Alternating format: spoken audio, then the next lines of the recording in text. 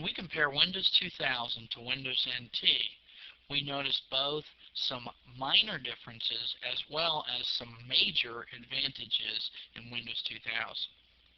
One of the minor differences is that the network neighborhood icon in Windows NT is replaced with a My Network Places icon in Windows 2000. This is just a minor terminology difference, but it's worth noting if we're going to use Windows 2000 to access network resources.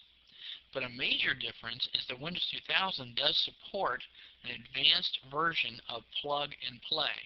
This is an even better plug and play than what was available in Windows 98. Windows NT does not support plug and play at all.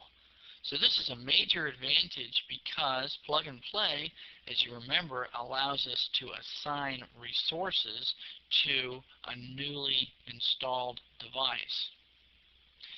Windows 2000 handles domain controllers in a totally different way than Windows NT does, which makes it much more scalable and much more flexible. Windows 2000 can have any number of domain controllers, and all of the domain controllers contain a copy of the directory database that is both readable and writable.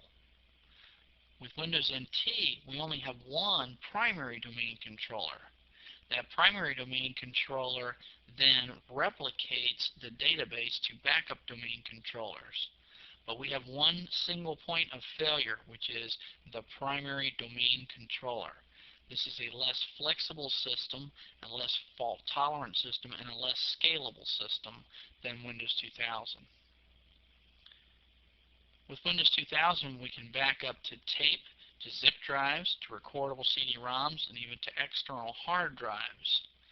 But with Windows NT, out of the box, we're only provided with a backup utility to a tape drive.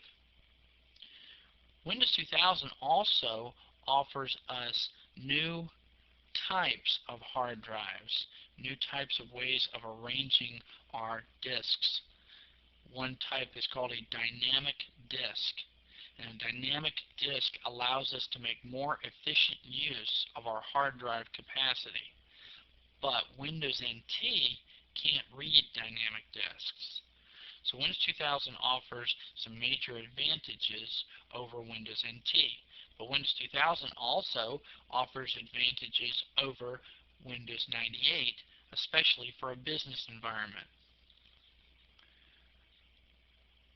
Windows 2000 would be the best choice for a business or corporate desktop computer, or especially for a notebook computer. Whereas Windows 98 would probably be the best choice for home users because Windows 98 is a more flexible system, whereas Windows 2000 has better support for large hard drives, more security, and better reliability. Windows 98 is actually an application that works within an application. In other words, it's an application that runs applications, whereas Windows 2000 is a more serious operating system. The actual operating system that underlies Windows 98 is DOS, where Windows 2000 uses the NT kernel. Windows 98 also uses a combination of 16-bit and 32-bit operating system drivers, whereas Windows 2000 is a true 32-bit operating system. So Windows 2000 is definitely the best choice over Windows 98 for a business or corporate environment.